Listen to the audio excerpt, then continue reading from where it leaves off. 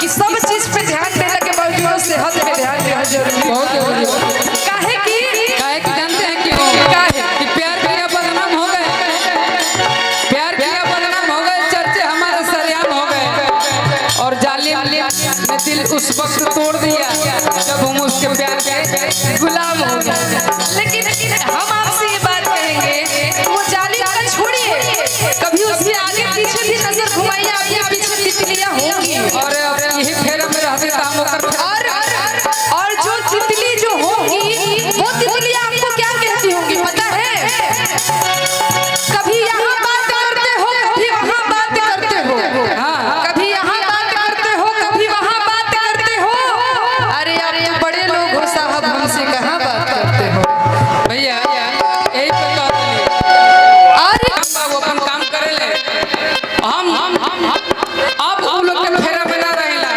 हमार माय बाबूजी कतना बार कह के रखले कि तू अब स्टेज पर मत जा, लेकिन ये लत लगल बगल की करा फिर ओहनी के फेरा में। लेकिन हमार बात रुआ कहत नहीं था, लेकिन हमरा तनी स्केल ऊपर करे के पड़ता, नहीं हम उठा दी स्केल एक साथ कर दीजिए। तू ठीक बा, रउरा प्यार करत नहीं, इतना प्यार काहे करत नहीं? रउरा के देख के हमरा एक बात याद आवता, प्यार करी बाकी अपन शरीर के भी तनी ध्यान दी, दिनों पे दिन दुबरात जाता नहीं। हम सही रहे शुरू से, तनी करे भाव चेंज करे के बा। अरे कि दुबई में जाके तू बराए कैला, अरे कि झरिया में झुराए कैला रा, काहे जाके बैठ गइल गोड़ में तेरा बाथा पड़ गए।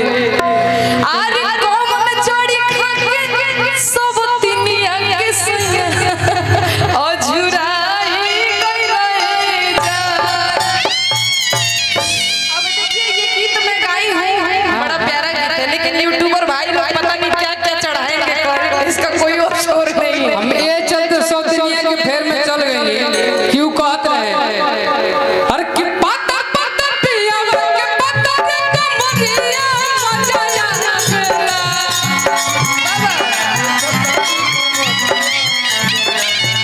और पता पता पिया के पता रे कमरिया मचाया जब धरिया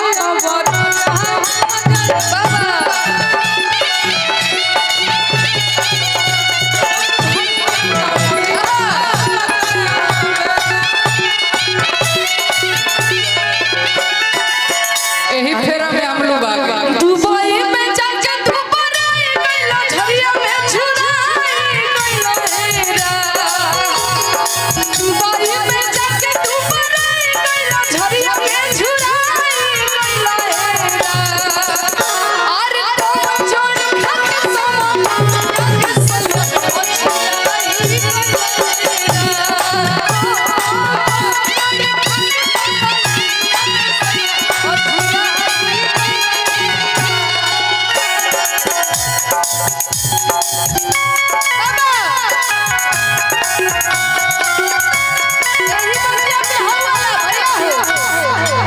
ऊपर से बहमा मांगी रे, हाय हाय हाय, ऊपर से बहमा मांगी रे, हमरा संग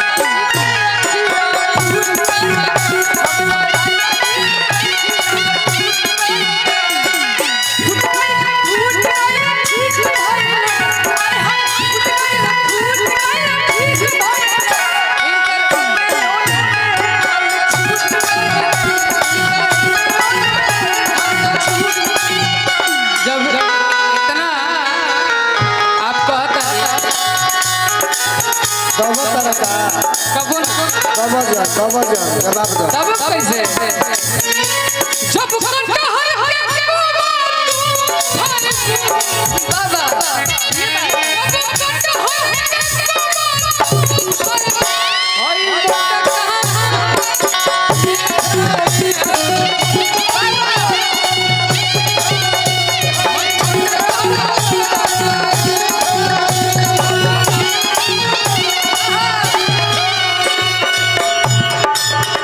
अरे कौन चोरी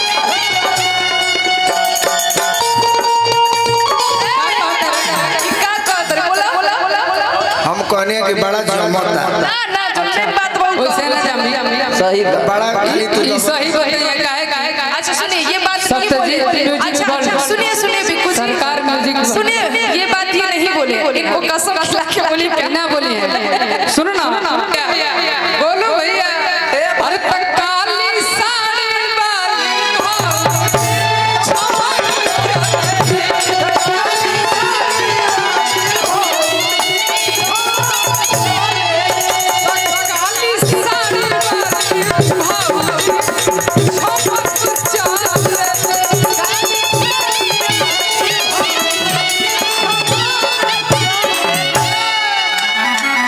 लाली लिपस्टिक ओठा लाली ई लगाम साड़ी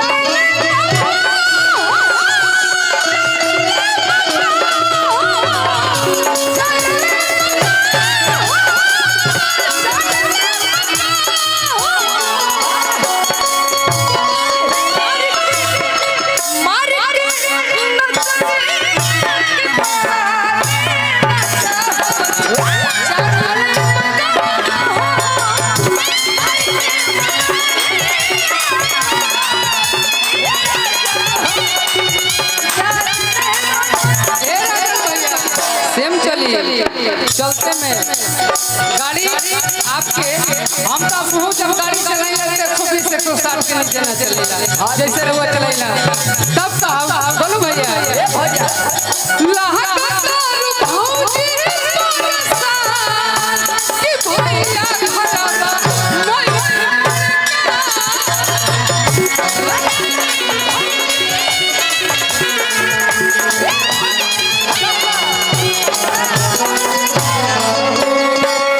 ये बात सीता जी अच्छा से जाना करे तब उनको कहते हैं लहका हम के परेशान कि भाई